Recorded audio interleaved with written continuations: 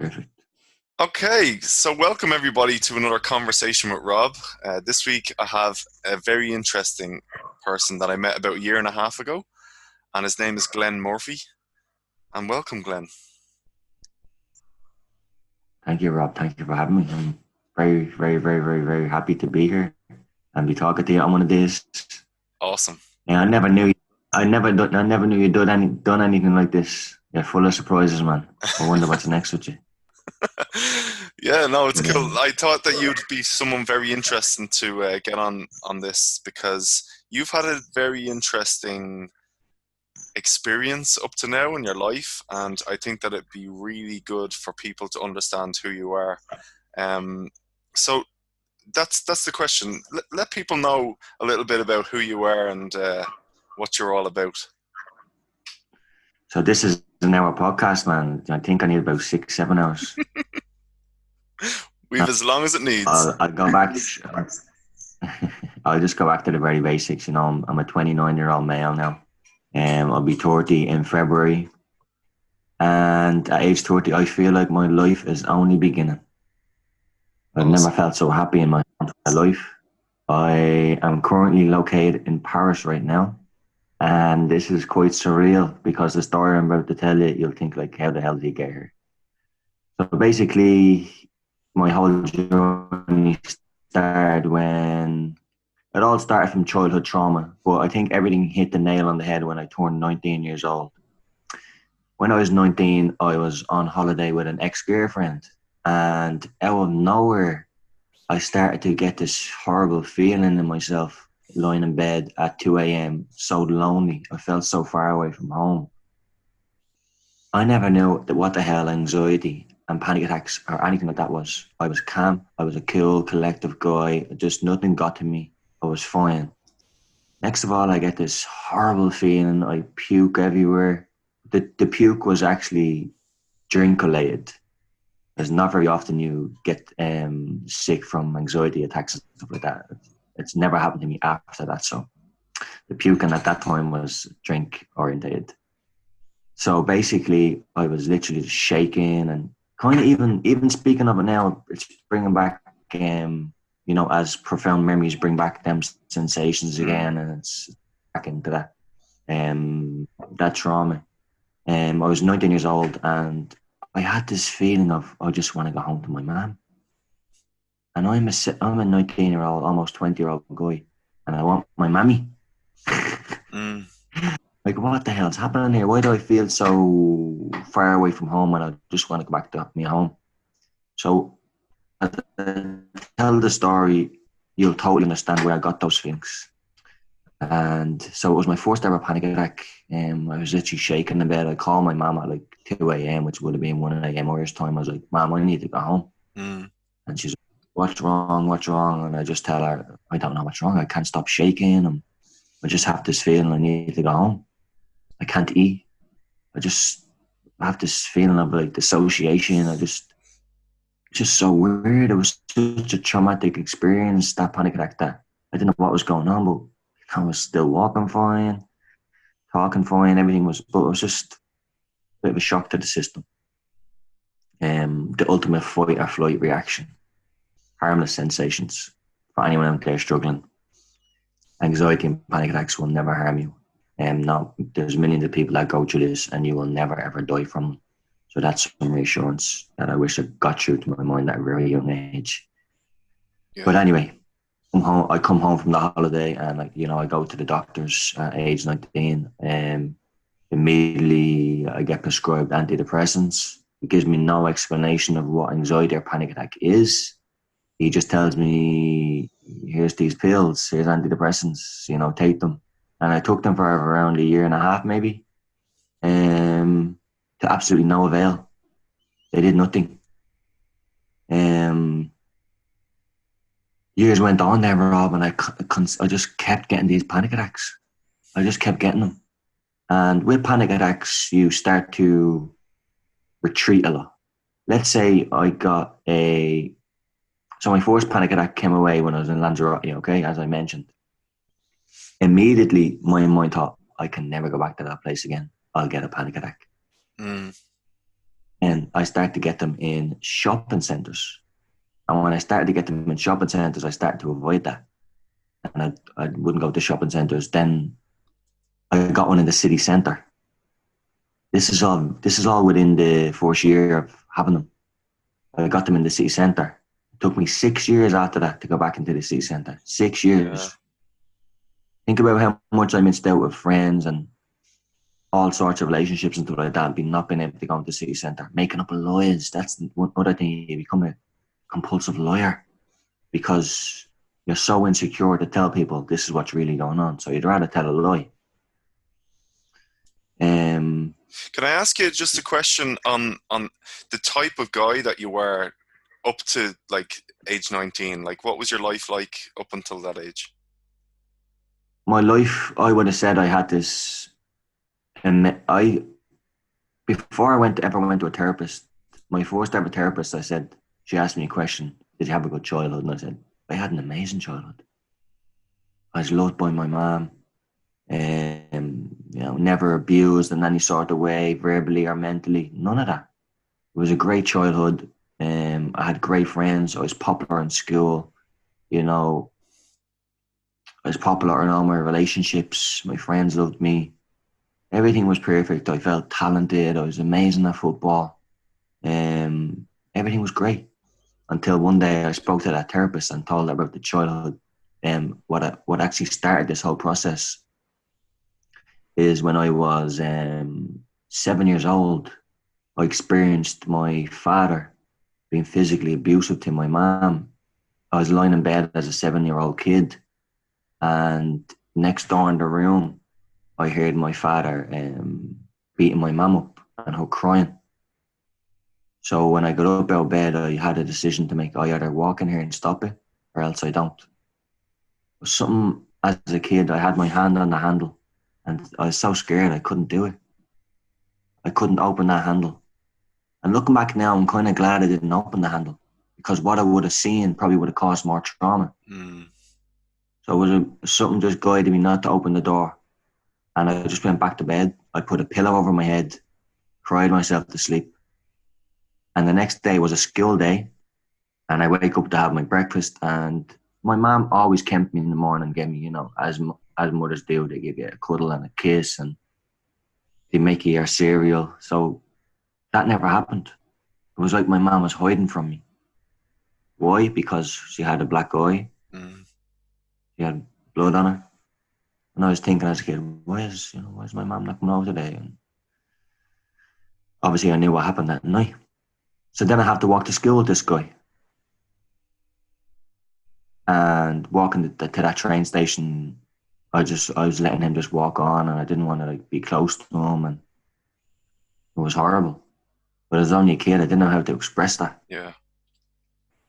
I just suppressed it all. I acted like it didn't happen. I wanted to play Happy Families again because deep down, I still loved him. There's Yeah. parts of him. He was a good guy.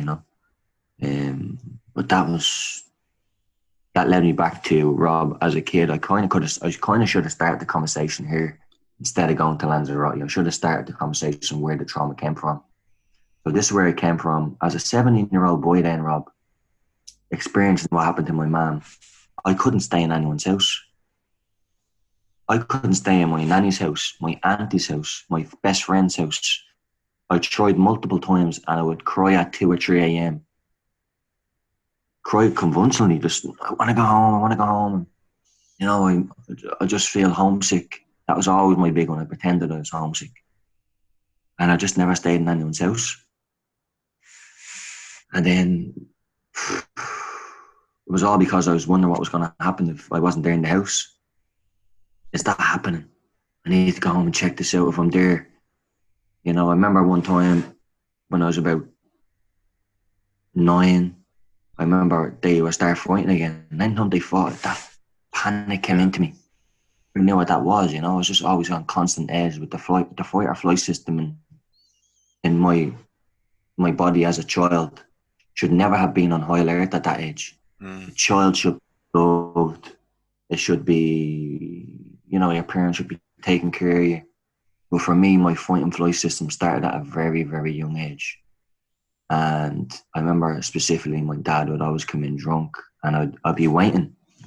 I'd be waiting. Sometimes I wouldn't fall asleep until he's home in bed, asleep. And I'd be listening now because I'm always ready to stop what's going to happen. And that physical abuse only happened once, Rob. One time that happened, and the rest of it was verbal. But that one time played such a critical moment in my life. So with that, Rob, again, can't go to anyone's houses. And I remember this time I was about 9 or 10 years old, and I heard my mum and dad fighting, and they were arguing. And I wasn't even asleep. I was lying in bed at 12:30 listening to this.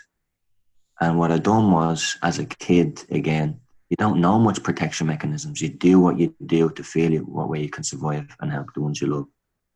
So I started to cry and pretend I was having a nightmare.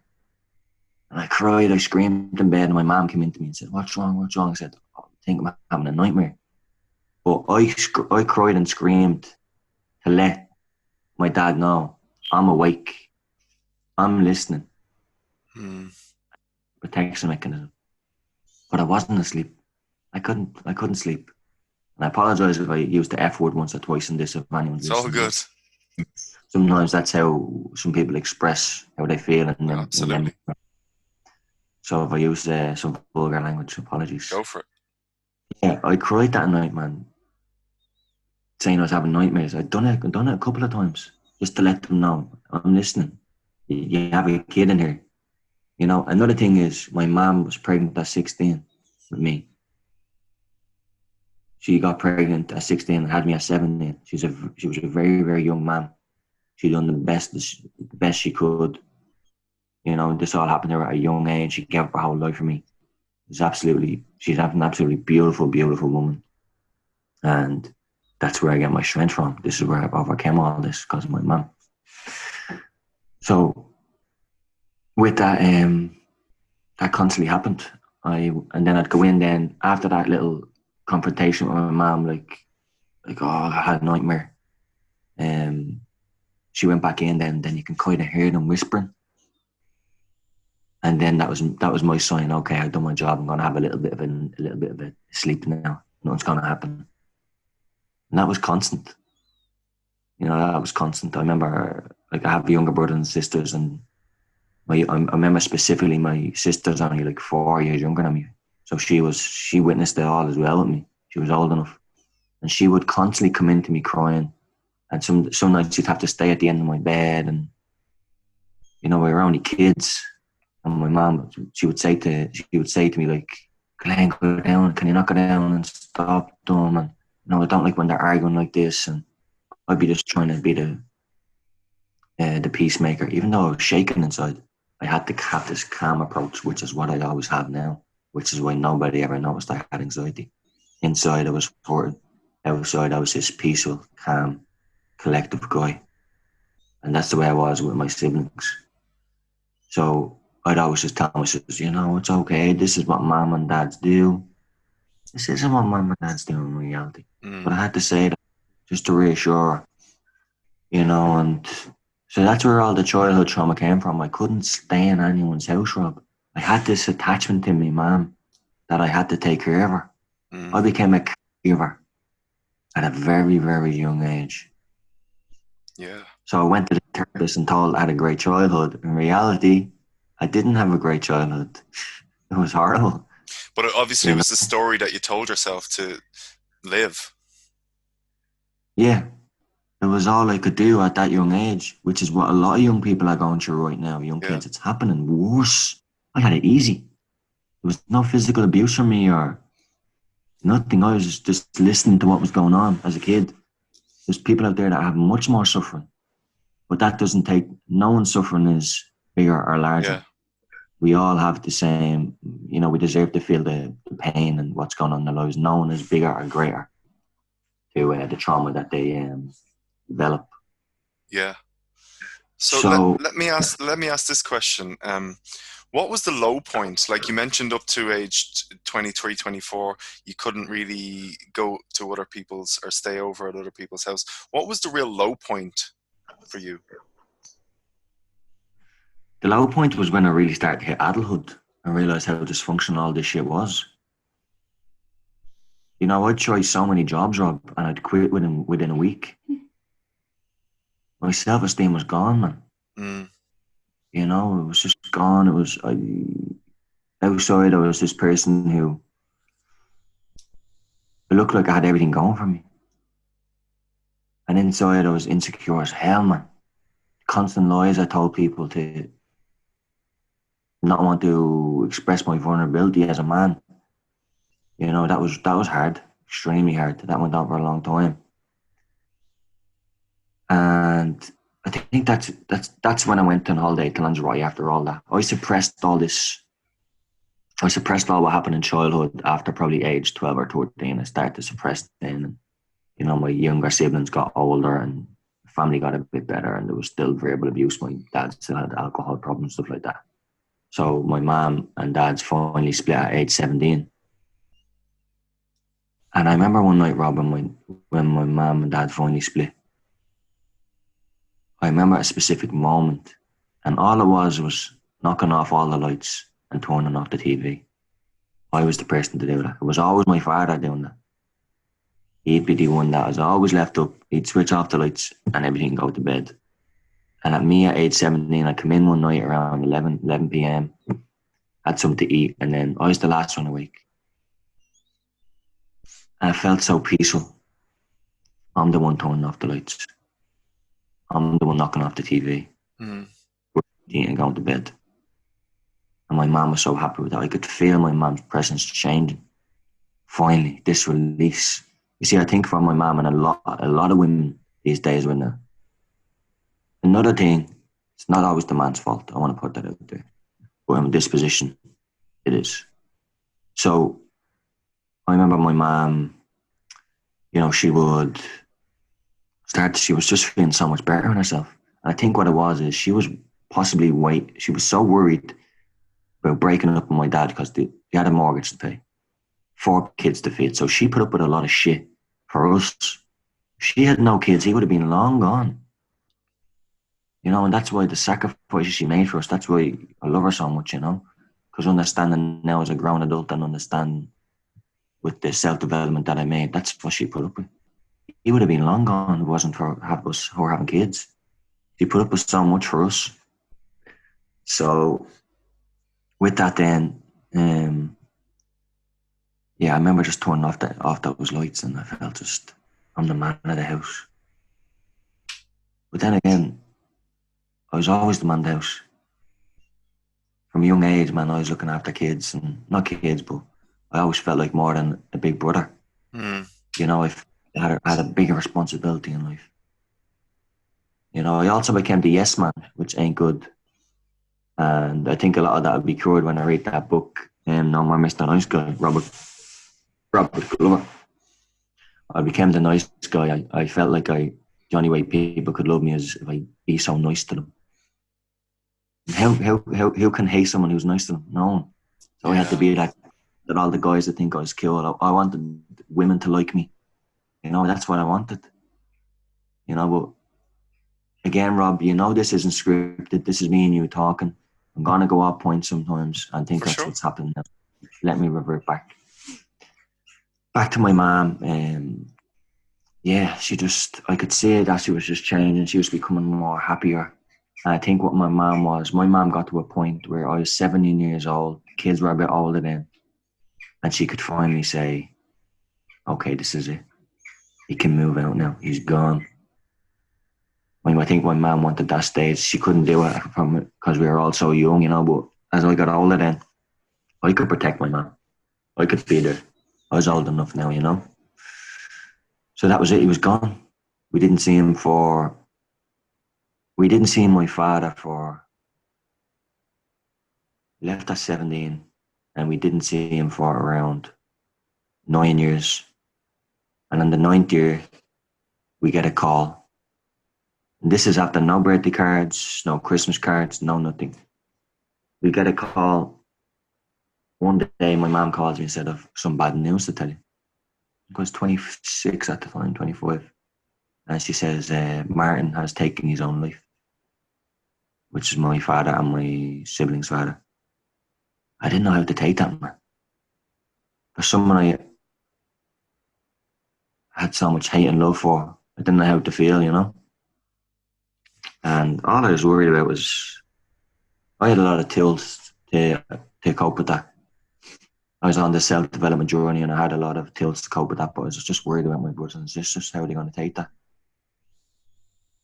And in kind of a way, in a selfish way, I was kind of happy that I didn't see him for 9 years. It's so much harder to lose someone. Like if that was my mom, man, I'd be crumbled. Seeing someone you love every day and then they're taken away is so much different than not seeing someone for 10, 15 years. I don't know if people agree with that, but that's just Yeah. my feeling. It gets a little bit easier to say. So, yes, I just wanted to put that out there. My father then went on to still drinking alcohol and abusing drugs, cocaine, stuff like that. And that's what it led to, unfortunately. And I want to put that out there right now. He wasn't a bad guy. He had his problems, like a lot of men do. And with drinking and drugs, and they take it out on their wives and their kids or whatever. He wasn't there was plenty of moments in my life where I felt love from him. And all the kids did as well, but there was too much. It was too much, Rob, it was too toxic. Well, I wish he's happy now, he's in a good place. And I'm sure he's looking down on his kids just saying, hey, I'm sorry. I couldn't deal with my demons. This is the path. I hope you never go through this. But anyway, I'll move on from that and go back to the whole journey then. I totally forgot about all this trauma, Rob. All this childhood shit I forgot about for years. I was so into my football, my fitness, great friends, relationships that it was gone. It was like when I was 17, my dad left and life was just life. There was no more abuse in the house, not abuse. There was no more fear. The fear was gone. And then I got a girlfriend at age 17 and we were together till I think we were 20. And I went on holiday with her, Rob. Mm. And love, or whatever you want to call it, you forget everything, man. You're so caught up on this person. So that's what I was for 3 years, and I totally forgot about what happened to my mum and all that childhood. I thought was behind me. And then it goes back to the first time I had my panic attack, which I mentioned. I'm in Lanzarote, and I just have this feeling that I want to go home to my mum. So what I said a while ago at the start to people about wanting to go home to my mum, now they kind of make sense of it. Yeah. I just had this feeling that I need to go home to protect them still. And I couldn't turn around to my girlfriend and say, listen, I want to go home to my mum. I had too much shame as a grown man to say that. I never wanted to tell my ex-girlfriend that this happened to my mum. I had too much pride in it. Yeah. I didn't want to let anyone know what happened to my mum or what happened in the house. And yeah, you wanted to carry that and keep it sort of secret and safe from anyone, yeah? locked in, man, yeah. I wanted that locked in and just moved on from trauma. You can't do that. Mm. You feel it to heal it, man. The only way out is true. The only way out is true. That might take 20 years. That might take 2 months, 20 weeks, 1 year. There's no time limit on it. So eventually then, Rob, I got an emergency. I couldn't tell I couldn't tell my girlfriend what happened to me. I told my mom, I said, listen, mom, I just want to go home. Called her at 2 a.m. and said, I want to go home. I made up my mind. And I was there one day. We're supposed to be there for 2 weeks in Lanzarote. I saved up all my money to go over, man. The first day I fucking go home. So I got an emergency flight home then. It cost me, I don't know, €1,000 or whatever to get home. And I actually lied to my girlfriend at the time. I told her that I want to go home because my grandfather's sick. Again, protection mechanism, Mm-hmm. vulnerability, afraid to tell the truth. But I said, okay, this is what's going to happen. If I tell her on holiday that this has happened to me, it's going to make her worse and make her emotional. I don't want that.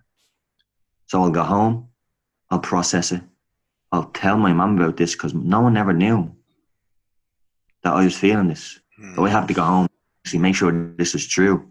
Did this happen? Am I just making it all up? So I'll go home and I say to myself, okay, what I'll do is I'll tell a little lie as I'm good at. I'll tell my that my granddad is really sick and that I have to go home. So she agrees. We go home. And I tell her the next day I'm going to go down to our house, buy her a big bunch of flowers and roses, and tell her the truth. This is what happened. So I go home then that night, and Rob, I was shaking like a leaf, man, just shaking. Um, I remember staying in the end of my mom's bed that night, just shaking, talking to Mm. her like, "Mom, like, I feel like this," and I was 19, 20 years of age, man. That ain't a nice feeling for a young man, is it? I remember just shaking at the end of her bed, and the next day, me and my mum agreed I'm gonna go down, get my ex girlfriend, like, some flowers and say sorry for ruining the holiday. That's what I felt like. I got that from her that like I ruined her holiday. You know, I don't think she had the compassion to deal with it comes kind of an all about her kind of thing. You know, that was the type of personality she was. She was young as well. She was 17, 18. So I get it. So I tell my mum it was 9 a.m. in the morning, and I stopped my mum in the middle of the field to ask her the dreaded question: "Mom, did Martin ever lay a hand on you?" And my mum said, "What are you talking about?" I said, "Mom, seriously, I think this is why I came home from. I think this is why I'm feeling like this. I think this is why I came home from Lanzarote. I know I experienced this as a kid." And my mom says to me, "Glenn, yes, he did. I was very young, and if he ever did it again, I'd break his fucking neck." you know? So that was it. It was clear. I wasn't dreaming. I wasn't thinking. This was real. This was traumatic. And then that's when I took my first trip to the doctor. Went on antidepressants for like a year and a half.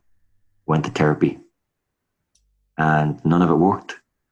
So I became like what most people are going through right now. I took it out on alcohol, Right. not alcoholism, not drinking every day, and how normal people are drinking right now. Probably Thursday night going out, Friday rest on the Saturday, go out on the Sunday. 3 or 4 weeks, night a weeks going drinking. Nothing major. Okay, maybe it is major, but this is what people are doing on a regular basis now. So I done that for around a year straight, Rob. My panic attacks just got worse, and my fears became horrible. Like my fears were of death. I was calling an ambulance to my house, man. I was going. I wanted to go up to ER to get checked out. An ambulance would come. They'd check me out. "Man, you're fine. There's nothing wrong with you." No, no, there has to be. My heart keeps pounding. I keep shaking. I keep thinking I'm gonna have a heart attack or something. I went through that for years, man. Years. And I started to live like a hermit. I lived in a 3 kilometer radius for around 6 years, man. I was afraid to jog around my block. I didn't go into the city centre for 6 years. I was afraid to get in cars. I wouldn't get on buses. I wouldn't walk far distances. I was like, I think that the strange thing was, I was comfortable. I Right. was okay being like this. I was okay living like this. Why was I okay? Because I was eating good. I was sleeping good. Um, I was training, which is the gym just down the road, 2 minutes, 5 minutes away. So I thought I had all these things. And anytime I tried to get a job, I always failed, man. I always failed. Financial difficulties were always a struggle in my life. Um, so that's basically what happened for numerous years, man. I just became like living like a hermit. And then Yeah. last year, Rob, um, I think it was probably the end of I think it was the start in 2019. I started searching up life coaches because I went down the therapy road and stuff like that and hypnosis and all that stuff. The thing is, I believe in it all, but I believe there's not a cure for it. I believe some get cured by therapy, some get cured by meditation, some get cured by antidepressants, some get cured by different medications, some get cured by life coaches. And I tried it all until one day I was in Clontarf, and that's the furthest I went from home in around 6 years. I was bringing Man, I'm in Paris right now. Yeah. I was walking around Joyful Tower last night with my girlfriend, my beautiful, beautiful girlfriend, right across her, just there, right there. This amazing girl. I'm in Paris right now with her. And last year, I couldn't walk around my block. How sick is that, man? Well, that's interesting. So something must have happened, right? Where you Yeah, yeah, shifted. You got some motivation within you to say, "This is enough." What was it? yeah, Do you remember what it was? yeah. I do. The one was the big fear of death. I had the fear of death, and then I thought to myself. I remember hearing a quote, and it was something like, I don't fear death. I fear not living while I'm alive." Hmm. And that really hit me. And there was always a voice in my head, Rob, where I always felt I could do something big. I always felt I could give something. I really always felt there was a nagging voice constantly from a very young age. So that kind of helped me. I knew there was a kind of a purpose here. I always had the sense of, I'm going through this for a reason. Something's going to come out of this. But I was severely depressed, man. Can you imagine that, Rob? For Hmm. 6 living like a hermit. What got me through that was I had a lot of self love for myself. I had a beautiful family. That's what got me through. And I had that vision of, oh, I'm gonna get through this. I'm gonna get through this. No matter how it is, I'm gonna get through this. So eventually, then the big turning point was I met a guy in my life, almost like a life mentor, and he shared the same experience what I went through. He had 6 years of this shit. And I got talking to him. He said he's older than me. He's like 46, and he told me one night. He said, "Glenn, the way I got out of this was physical, hard exercise." And I was like, "Yeah, that's cool. I can't fucking jog around my block Hmm. without ringing an ambulance." I was so afraid of heart rate and shit like that. Hmm. And I remember one night, it was actually New Year's night last year, so coming up to almost exactly a year, I made a decision. I said to myself, because I was a broken man, Rob, I couldn't stop crying for like 2 weeks straight. 2 weeks straight, I was just bawling my eyes crying, man. Couldn't sleep. It was horrible. And I knew it. This was the breaking point. This is it now. I have to do something here. I can't stop. Imagine the insecurity that creates for someone they can't get on a fucking bus. Nuts, you know? So that was it then. I put on a pair of jogging shoes. And this guy constantly asked me to come on jogs. And I was like, yeah, yeah, I'll definitely go 100% the next day. Man, I'm not really feeling it. But he kept nagging at me, man. He kept saying it. You need to do this. You need to go. You need to face it. You need to jog till your legs fall off. Next day, no, I'll definitely go with you. I'll definitely go with you. An hour before the jog, I feel a bit sick. I wasn't feeling sick. I just didn't want to go. And I was constantly those excuses until New Year's night.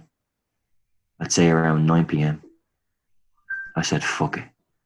I put on them jogging runners, wrapped up, and I went on a jog down to the coast, which is 3.5K. And I got down to that, Rob, for 3.5K. I never forget my reaction, man. This is so ridiculous, but I had my arms out like this, feeling like I'd done a marathon, and I was like, "Yes, I done it! Yes!"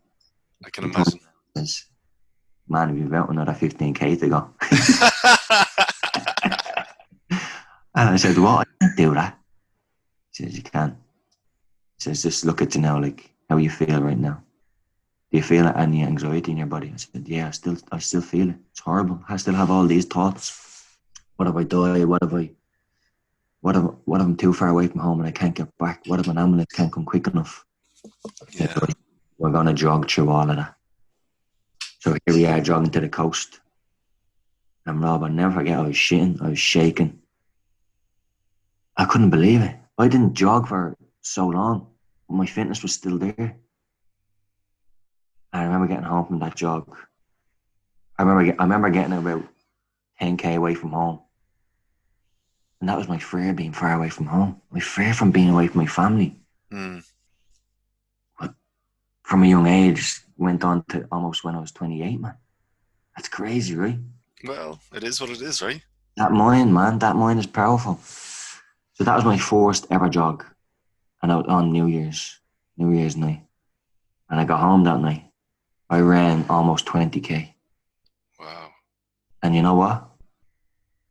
I could not feel 1 ounce of anxiety. Because I'll tell you one thing, and this is the science of it. Anxiety are harmless sensations in your body. It's adrenaline. Mm. Physical activity, you will burn your adrenals in a healthy way. So when I got into bed that night, I slept like a baby. I first woke up with no anxiety for the first time in around 8 years. Wow. I found a cure. Cure is a huge word, isn't it? Yeah, but if that's what it is to you, right? It's what it It means to feels you. like a cure, yeah. Yeah. So with that, then I decided to jog every fucking day. Awesome. I had my alarm set for 8 a.m. every single morning, without fail. I'd get up every morning, 8 a.m. I'd jump in a freezing cold shower, get that shock to the body, shorts on, earphones on, and I'd be gone on at least 10, 15K, 7K. Doesn't matter. I just burn myself out every single day. And I'm about 6 months on now, 7 months, and I've never had a panic attack. Incredible.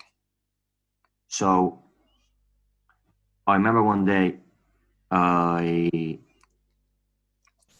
I said to myself, you know what? I don't know what my limit is in jogging, so I'm gonna time myself and calculate what distance I can do. I'm gonna just jog till like my legs fall off. So I jogged right. It was a Sunday morning. There was nobody out, man. Nobody. I was the only person jogging. I felt like I was the only one awake in the world. It was fucking beautiful, man. And I jogged all the way up to the hills of Hout. It was broken, man. It was broken. There was even the guy stopping in his car. I was like, "What K you on now?" I was like, "Man, I'm on about 20." He's like, "Keep pushing, come on." And he was driving it up the hill like that slowly. He was pushing me, and I was like, "This chap is cool." He's like, keep going, good man, great to see you," and all that kind of stuff. It's great what support some human beings can give you, isn't it, man? Yeah. Love will always conquer fear, man. That's my motto. Love always conquers fear. So then I get up to the hill of hope, up to the top, man, up to the summit, man, up to the top. I video record my mom. Like, "Mom, guess where I am?" This means the world to me, man. Yeah. There's a prisoner for fucking years, couldn't leave the 3 kilometer radius. Mm. And I calculated, when I got back, I was like, holy shit, 32K. I jogged 32K. Because I took all the back roads. I think the height is like 22K, but the way I went up hills and back and this and that Yeah. one added to 32K. And there was a half marathon coming up. And half marathon's 22K. And I went home that day and I said, "I'm doing a half marathon." I didn't have a ticket. It's all sold out. I Instagrammed. Anyone got a spare marathon ticket? Within 5 minutes, my friend James Kane, texted me saying he can't do it. You want my ticket? I said, "Yeah, I'll give you the money for it." "No, you can have it for free." Gives me the marathon ticket. I go and do a half marathon. Um, Best day of my life, man. All Yeah. my friends there cheering me on, man. Got the medal. Man, it was bliss. Yeah. Started my recovery. My next step was to get to this beautiful girl over here. Yeah, I just wanted to mention that. Like, so you have a YouTube channel where you've described some of the journey that you've taken, and the name of it is From Panic to Paris, which I think is Yeah, man. is really great. Yeah, tell us a little bit about your girlfriend and the support that she's been providing you. Man, what can I say? Love conquers fear. Basically, I met my girlfriend 4 years ago. I remember I went off. And we're always telling people this story. They ask, how do you guys meet? How do you guys meet? So basically, 4 years ago, I deleted all my social media, Snapchat, Twitter, all that stuff. Because on a self healing journey, I just wanted to read books. You know, I thought books were my cure. You can read 100 books, but if you don't put them into practice, man, they mean very little. And that was me. I was reading all these books. I was putting shit all into action, man. So I was just reading books all this time, and I got bored, man. I was 6 months off social media. I said, you know what? I don't want to go back on that social media where people know me. And I searched up this app, and it was called Pump Up, and it's about fitness. And there's a lot of fitness people on it who are putting up the nutrition plans and stuff like that. And next of all, then I see this girl on it, and you're constantly liking each other's pictures back and forth and stuff like that.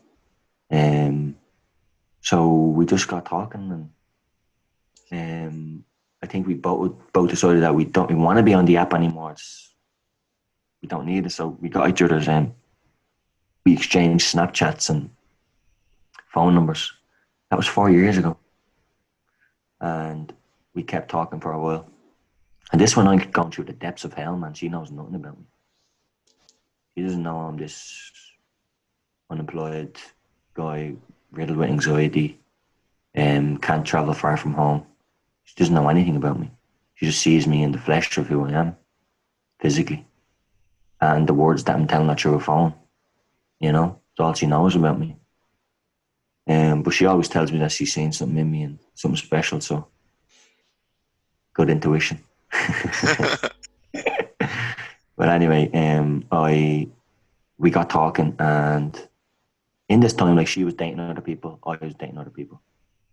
She's from Paris, and I'm in Dublin, and in my mind, I'm like, why am I wasting my time? I'm never going to even see her.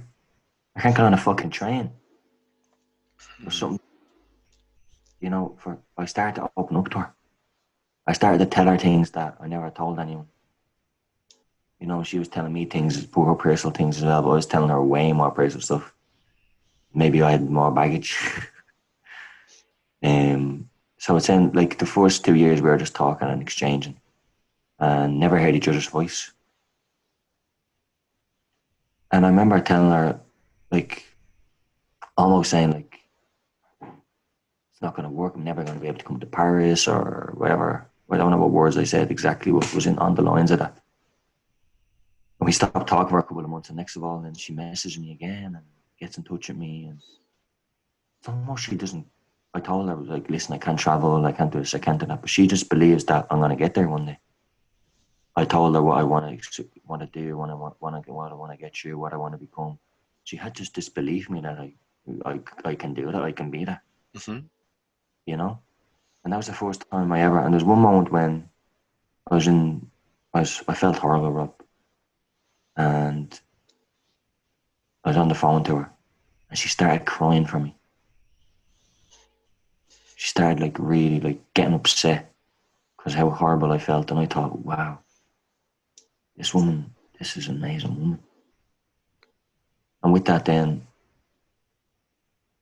the last 2.5 years, we've basically been in a relationship. We were in a relationship for almost a year and a half without even seeing each other. She waited for me, man. She never went on a date or any of that crap. She waited on me, and I never done the same either. Respect, Rob. Loyalty, respect. You just know when you have a good person in your life, Rob. For It's sure. easy, man. We all know that. We all know that feeling. So how the fuck am I going to get to Paris, man? Because she's having problems with her visa coming to me. You know, um. So we had to. It was either like, if I didn't go see her all those months ago, she would have been only able to come to see me in March this year. And I felt like, no, I can't let this slip away. If I can't get over there, like, something's gonna happen. She might meet someone else. I might meet someone else. I don't know. I don't want that to happen. So after that marathon, I said, fuck this. I'm going to Paris. And you ever make one of them decisions where you just know? Mm-hmm. You know that's what you're going to do. And all those years I'd say them things, I'm gonna do that, I'm gonna do that. I'd never do it. Ever. Never do it. I was the I don't know. I just never done it. And there was too much power, there's too much attraction there, man. I couldn't wait to see her. I was so excited. Haven't been on a plane in 10 years from my first panic attack since I was 19 in Lanzarote. I'm 29 now. And I just got on that plane. When was it? When did I get on the plane? It was the 17th of October. Awesome. That's the first day we ever met. And I'll never forget it, man. I remember being on the plane thinking, I I had a few negative thoughts like, oh, like, what if I have a panic attack on the plane? But then I started to change my thoughts. I was like, hold on a minute.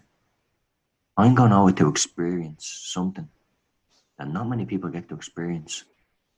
I'm going over to meet a beautiful, beautiful girl, which we fell in love together. We haven't met in 4 years. We've shared everything together. And we're going to meet and hug for the first time in our lives. What is that going to feel like? Mm. And all this fear started to turn into excitement because they're the same. Yeah. Adrenaline is the same feeling. They're the same sensations, fear and excitement. Yeah. Right? The exact same physiological response in the body. It's your thoughts that make one or the other. Fear, excitement. I start to get excited, man. There's a fly right in front of me, Rob. It's And I all feel like good. I'm gonna hit it. I'm in this state now where I feel like I'm able to catch these flies. I Mr. wouldn't have caught them. Miyagi. Man, I'm telling you, I wouldn't have caught these years ago. Now I'm just dish, dish, dish. Anyway, One of the really great things that I seen that you did on your Instagram was that you ran 500K in the space of a month. Was it in the yeah, space? yeah. That was incredible. Like, explore that and why you did it. Oh man, Rob, let me just get to this best part was I got off the plane in Charles de Gaulle Airport and I see her, and it's the best feeling ever, man. I can imagine. Yeah. We hugged for about half an hour, man. Yeah, like because obviously you've had a relationship for so long that seeing each other Exactly. in the flesh is uh, It's incredible, man. It's yeah, incredible. So anyway, that was a fantastic experience, man. yeah, Ever since then, I've been coming back and forth to Paris. It's like my second home now. amazing. And what's your experience of the flying and like obviously you're telling yourself a new story now. So what's changed? Man, it's like I'm just sitting there getting my haircut, getting a massage. It's nothing. Yeah, It's the thing is, it says an hour and 55 minutes to get to France.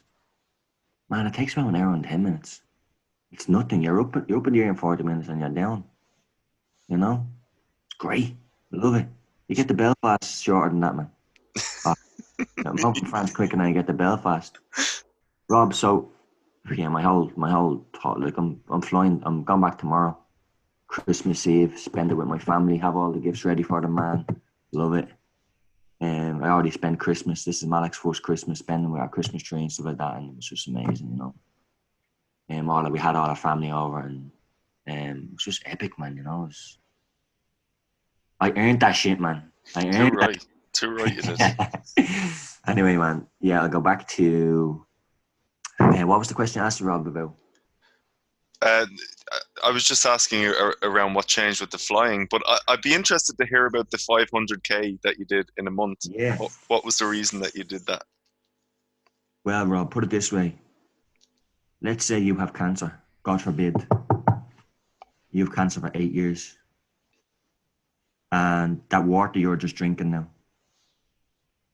you have to drink. If you drink 3 liters of that, your cancer would evaporate every day. But you have to drink 3 liters every day. Yeah.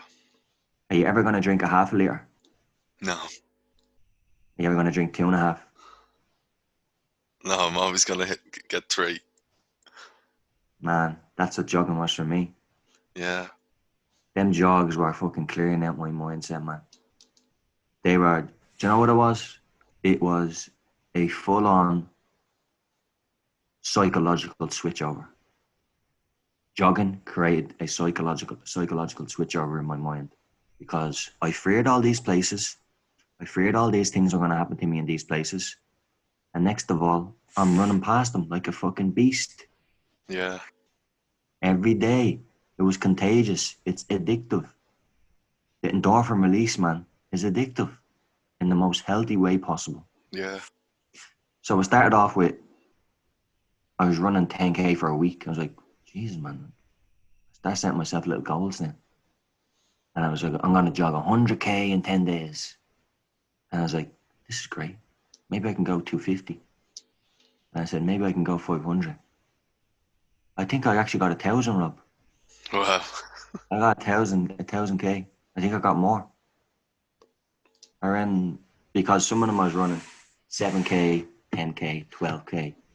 My big one was 22K. I do 22K twice in 1 week. Back to 7K. It wasn't 10K, 10K, 10K. At the first time, I think the first 10 days was 10K, 10K, 10K, 10K, 10K. Mm. Start to do 7K, 5K, 22K. You know, it was all adding up. So in a week, I could get in like 140K or whatever. And I just totally, if I'm going to be honest, Rob, if I didn't do them jogs, I wouldn't be in Paris. Fact. Very interesting. That's fact. If I did not do them jogs. Because I lost so much confidence, Rob. Next of all, I'm jogging through town. Jogging all the way from Donaghmede, Dublin 13, all the way into the Aviva Stadium, man. Yeah. All the way through town, non-stop, didn't stop.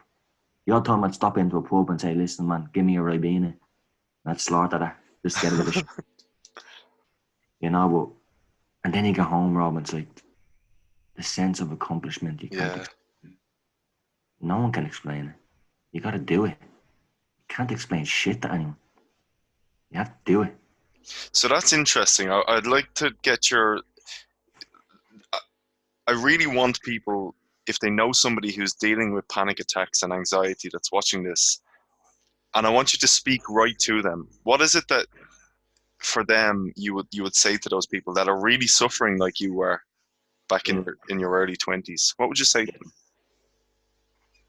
I'll say number one, anxiety attacks, panic attacks will never, ever, ever in a million years ever kill you. Ever. That's number one. Why are you fearing something that can't kill you?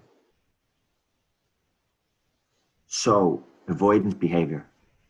Why are you avoiding all these places? Because you think of this as something bad's going to happen. This is the one. This is the one big panic attack. If you never go into that situation, like if I never went into it, I wouldn't be in Paris. I wouldn't have jogged. I, my life mattered. Your life matters. There's so many people. I'm just one case of recovery. Go search people who have recovered from this. There's so many people. Mm. People. I'm not the exception here. You can recover also. I can help you. I can show you the way. If you want me to come jog with you, I'll jog with you. Because that is one promise to myself. I said, if anyone ever needs my help through this, I'll fucking walk the mile with them. I'll jog with you. I'll call you at 7 o'clock in the morning and say, get the fuck up, we're going jogging. I'll go through a panic attack with you. I'll get on that bus with you. And that's what I want to do, Rob. Panic attacks can't kill you. The longer it's gone on, it's a vicious habit. A vicious habit. All habits can be broke. Mm. Another thing is, what I would suggest is, the thing is, Rob, physical exercise is what got me through. We could be talking to people here who are, I hate people who say like, oh, I'm fat. I'm fat. No, you're not fat. You just have fat. You are Robert. You are Michelle. You just have fat around your body. It's not you. Mm-hmm. You know, it's maybe, that was probably their protection mechanism from their traumas they Mm-hmm. ingested in food, you know? So I'm thinking like I was skinny and lean. They might say to me, "Ah, well, he was skinny and lean. Of course he can jog. Anyone can jog. Anyone. Don't make excuses for yourself. If you feel overweight, best thing you can do is jog. Best thing you can do is walk. And I just believe in it's all those tiny little incremental details. Like, right, I'm gonna put it in order of maybe three main things. Anxiety can't kill you. You need a structured routine. So important. A time to go sleep at and a time to wake up at. Mm. Sets importance to your life. And physical exercise. If you want to add on top of that some nutritional foods, cut out all the sugars. It's going to help you anyway, not just for anxiety in life. Um, I'd also seek some amazing channels on YouTube who've got me through a lot. There's at least 5, 6 to 10 people who have gone through this and just come out the other way. And your own is very powerful. Like some of the videos that you've produced are really authentic from the heart and so valuable, I could imagine, for someone that is going through it. So, Man, this shit humbles you to the core. It humbles you, man. I just want to be the best person I can be. yeah. No lies, none of that crap on that I used to just feel vulnerable for, make up excuses. Like even you, for example, like remember, like I think it was the other day, like when I was late or something, I would have made up a stupid excuse. But I'll just be honest with you, Rob, this is what happened. Yeah. What was your reaction? That's cool, no problem. Yeah. You know? And it's the same like all like that's with people in my life generally. Now, I used to just lie. I'm like, why am I even lying for? Just tell the truth, dude. It's totally cool.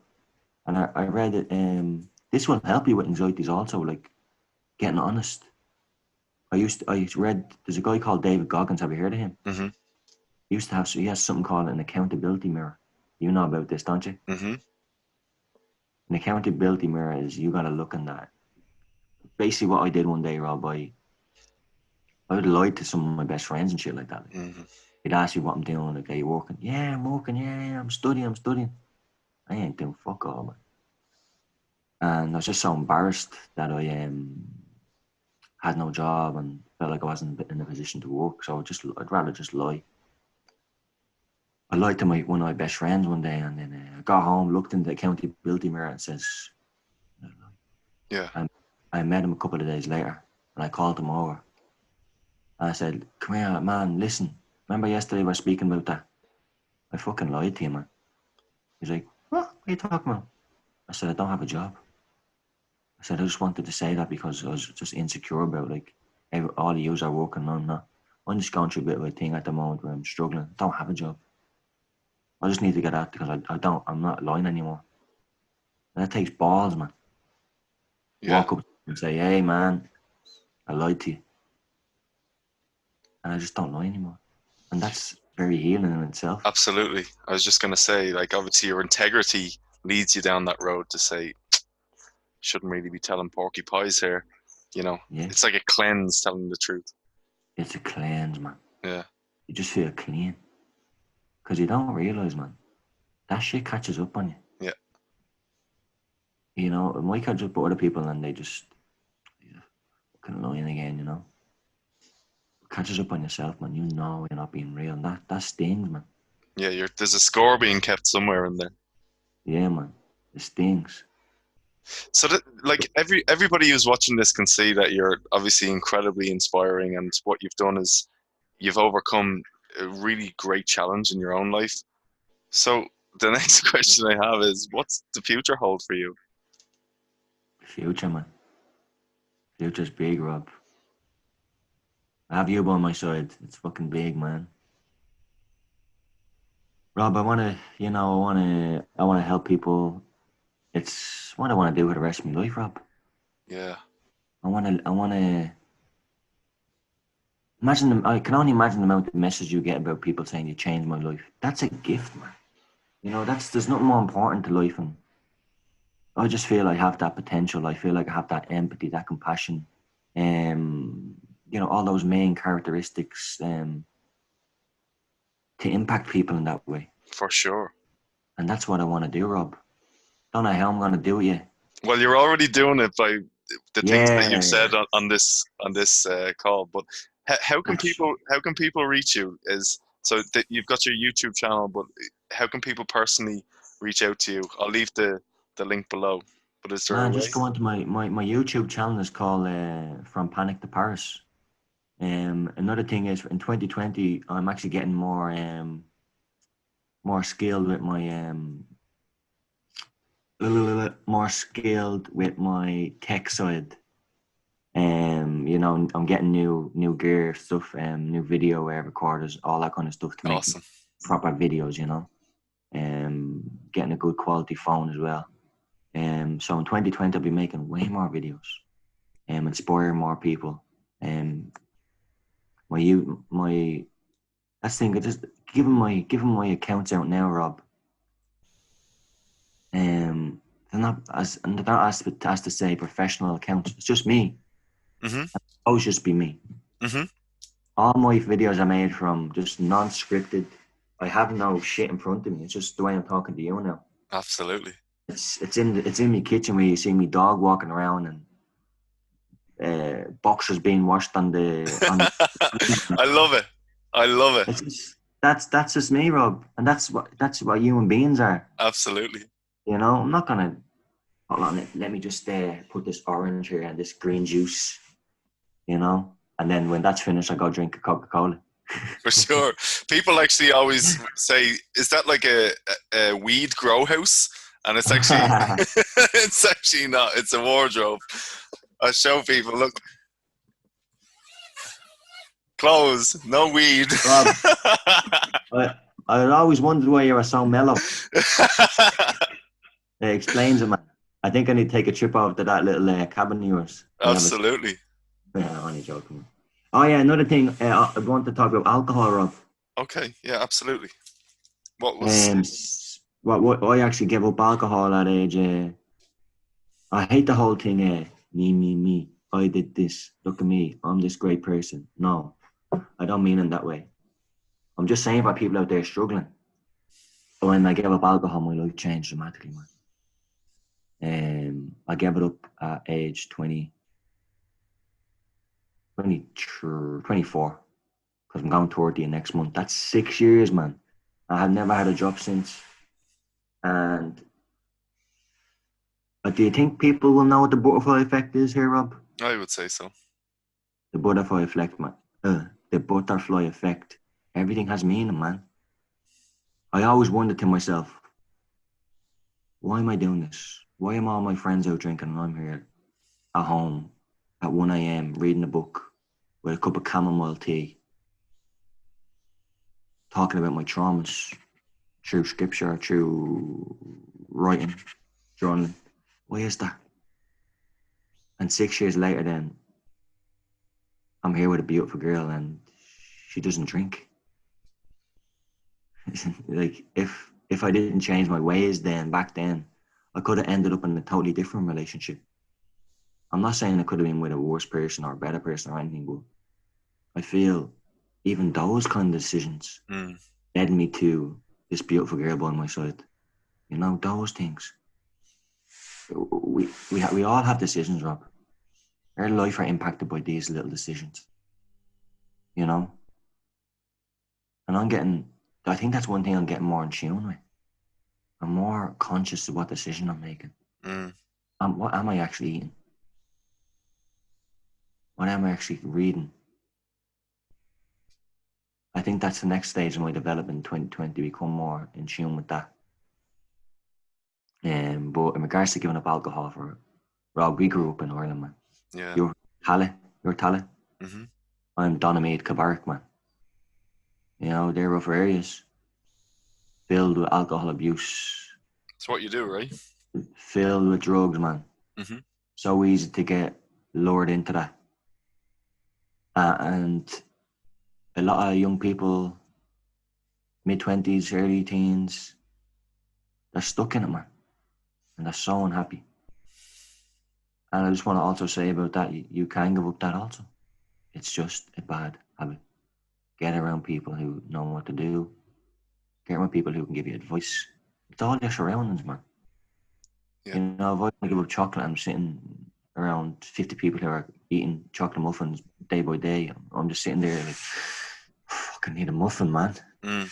You know, get away from that and build your own little society.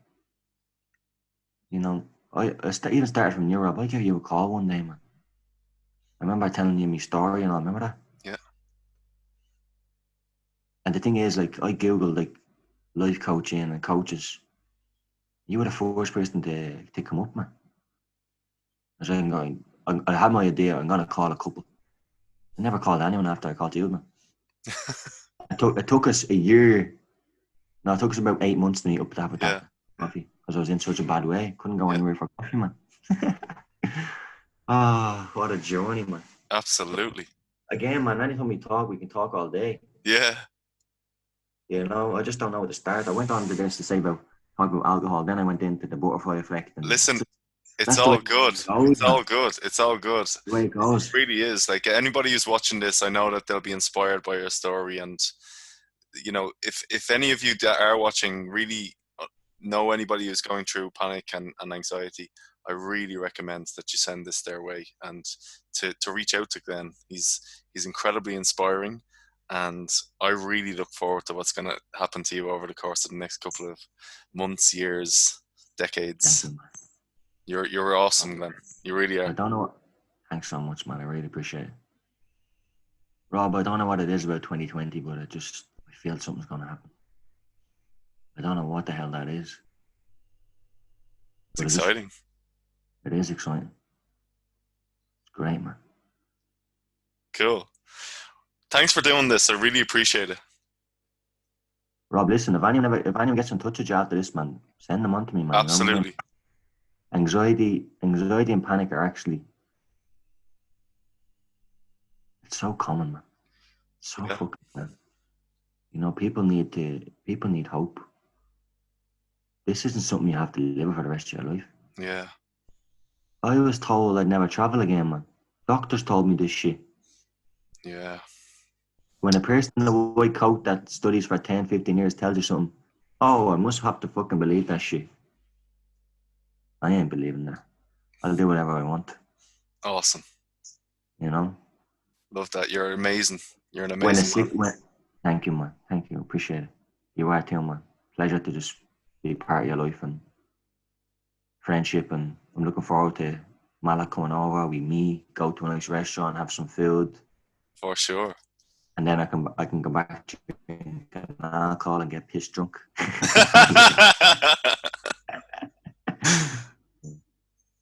But yeah, man, pleasure. Absolutely. Okie doke. We'll leave it there. But again, if anybody knows anyone suffering with anxiety, let's get them in touch. And yeah, just your energy is infectious and you're awesome. So thank Thank you you, for man. doing this. You're a legend, man. Thank you.